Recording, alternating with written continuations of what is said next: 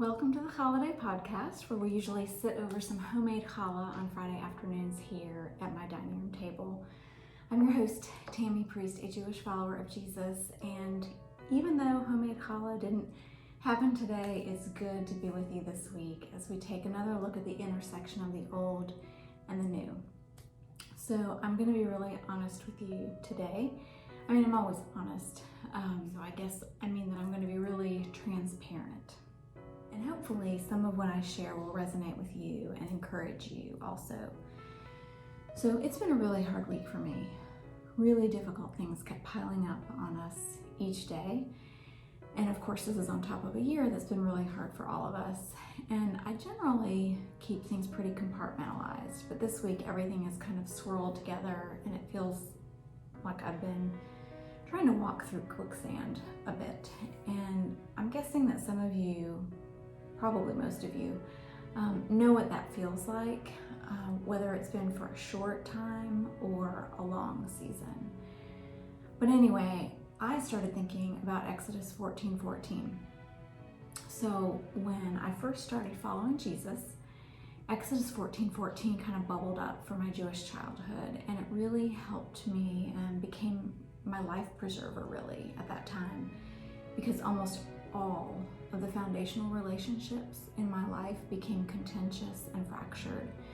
A lot of loved ones and some friends wouldn't speak to me, or they had really choice words for me, or they diagnosed me or put conditions on our relationship.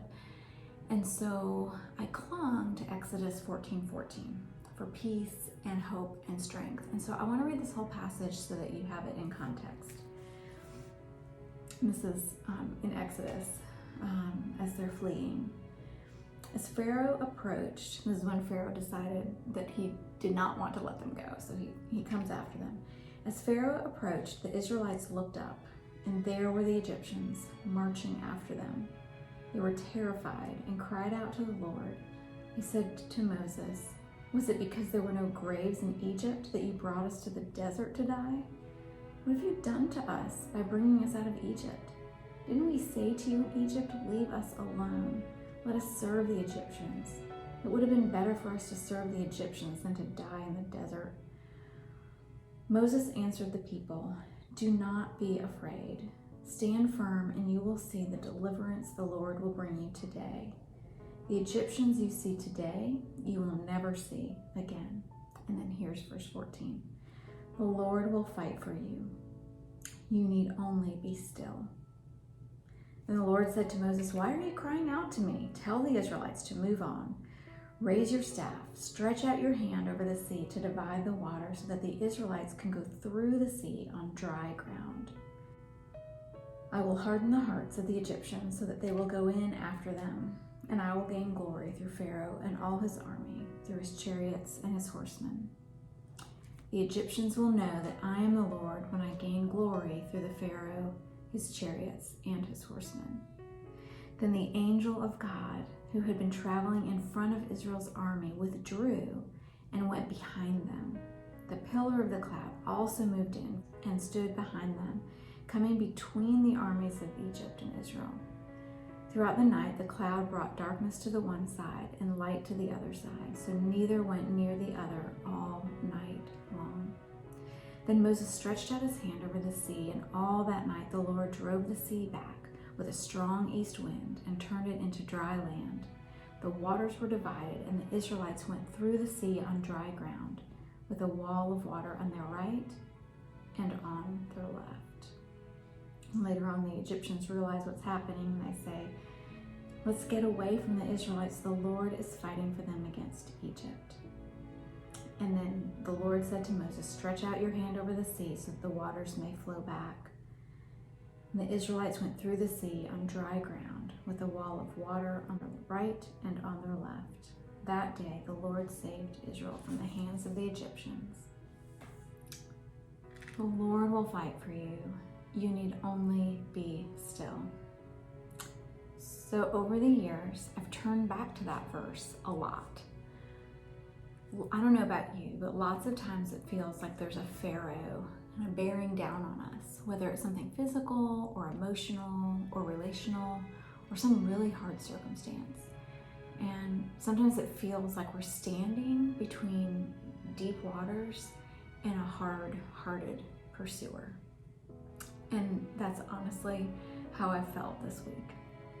So usually in these moments like this, I trust God enough that I do stop trying to outwardly control my circumstances.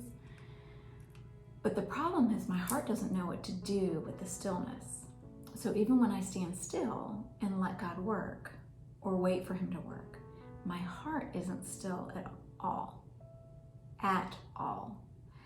Sometimes it races with fear, or sometimes it rages with anger, and sometimes it just feels like it's sinking. I don't know if you can relate, but sometimes it's like all of those things all at the same time. And so, like I said, this week has been one of those times when God has been telling me to be still and let him do what only he can do. But my heart has been looking across the sea, getting angry at Pharaoh and fearful of the chariots. So I decided to go back and relearn the Hebrew word for still in Exodus 14:14, because I have a really short memory and I have to relearn things a lot. And God reminded me that there's so much more to being still than simply being still or frozen. So the word is karash. And yes, it means to be still and silent, but the primary meaning is to be cut into or plowed. Plowed, like a field is plowed, which really is a beautiful and painful thought, right? Because as I'm sitting still, letting God fight for me, I have to let him plow up my heart, to let the blade of the Holy Spirit get under my fear and my anger and my sadness and bring up fresh soil. To not just submit my circumstances to God's control, which would really just be fatalism, but to submit my heart to him, so that as he's fighting for me on the outside, he can also change me from the inside. So the question for me, and for all of us when we're facing difficult seasons, is whether we'll let God, the warrior who fights for us, and the farmer who cuts into our hearts, do his work. Will we let him do his work?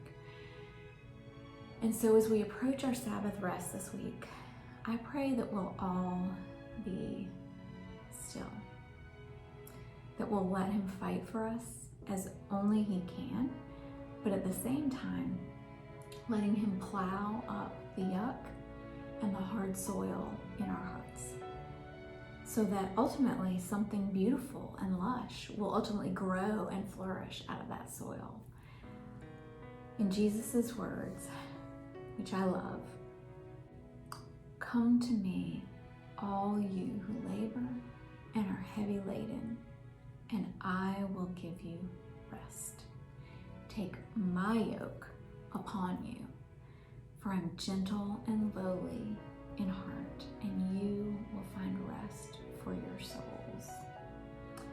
So may you find rest for your soul as you are still in him on this Challah day.